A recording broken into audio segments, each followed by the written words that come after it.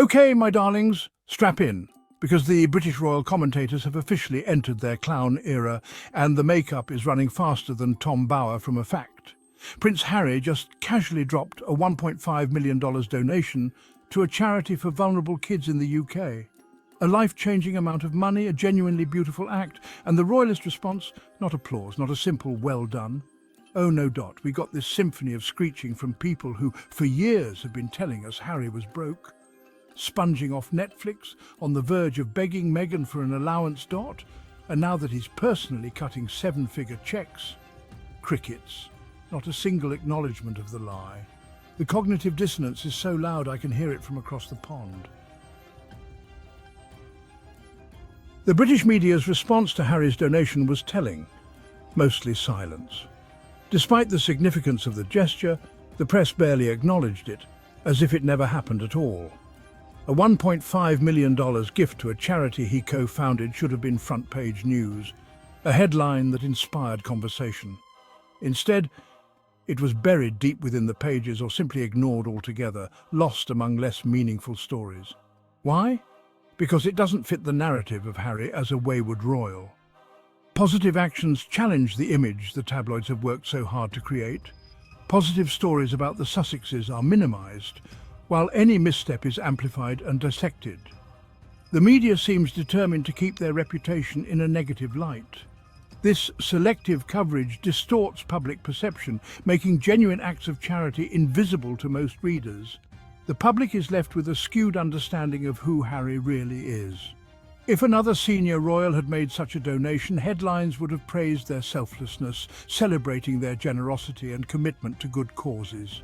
For Harry, however, generosity is met with suspicion or indifference, as if his motives are always in question, no matter what he does.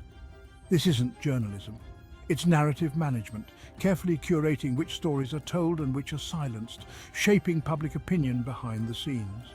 The silence reveals a deep bias, prioritizing agenda over truth and leaving readers with only part of the story.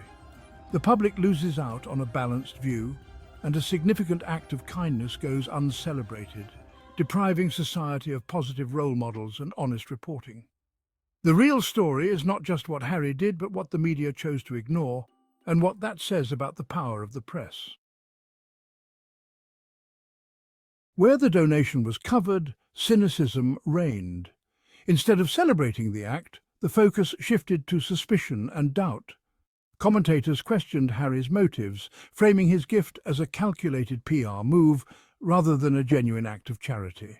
The conversation quickly became less about the impact of the donation and more about dissecting his intentions. This narrative ignores his long personal history with Centobale and his unwavering commitment to its mission. For years, Harry has worked closely with the charity, building relationships and supporting vulnerable children. Critics twist every positive action to fit a narrative of self-interest, erasing years of service and dedication. No matter what he does, the story is spun to suit their agenda. They overlook that the funds came directly from Harry's own memoir, a deeply personal act turned into public good. He chose to share his story not for profit, but to make a tangible difference. The suggestion that this is mere image management shows a lack of empathy and understanding. It dismisses the possibility that someone can act from a place of genuine care. Some even argue his service is less valid now that he's not a working royal, as if true charity requires palace approval or a royal title to be meaningful. Yet Harry and Meghan have proven that meaningful service can exist outside royal confines. Their dedication to causes and communities continues, regardless of official status. The criticism reveals more about the critics' limited view of philanthropy than about Harry's intentions. It exposes a reluctance to accept that real change can come from unexpected places. His donation challenges outdated ideas. Service is action, not a title.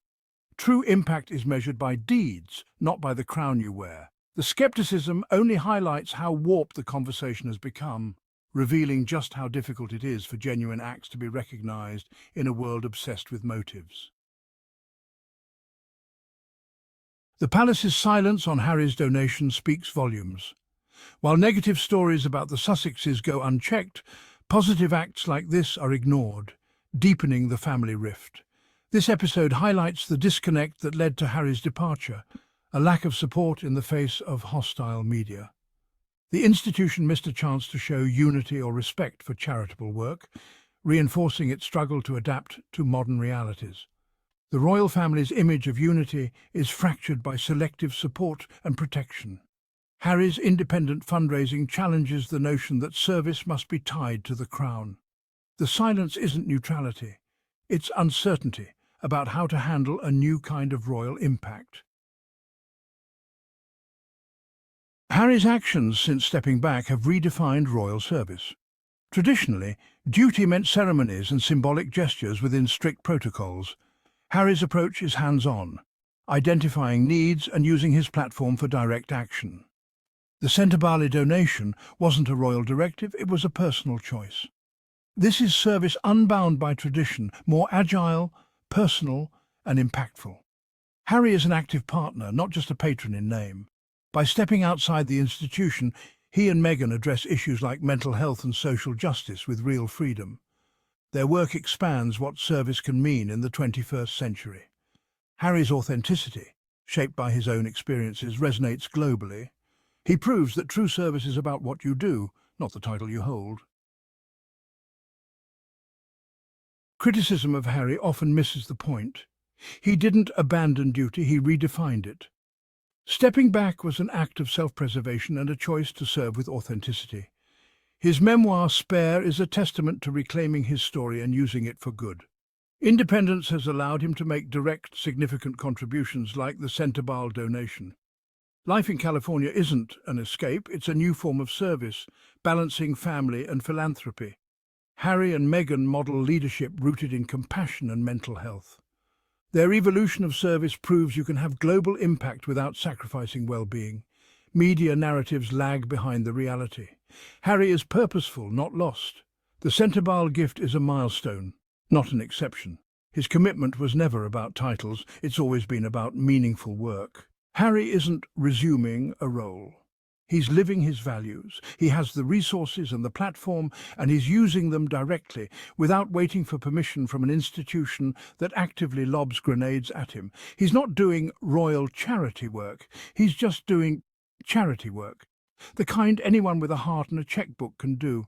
The fact they see this as a threat tells you everything you need to know about what that institution really values. Control, not compassion. So let's recap. Harry, the man they said was penniless, donates a fortune to kids. The press, who lied about his finances, spin themselves into a pretzel to criticize him for it. And while they're focused on Harry, they accidentally reveal the real royal crisis. A king and a prince who can't even talk to each other. The projection is over. The receipts are printed. The mic has been dropped. Harry's not cursed, darlings. He's free. And that is the one thing they will never ever be able to understand. Now go be the chaos you want to see in the world. Smash that like button and let them know in the comments.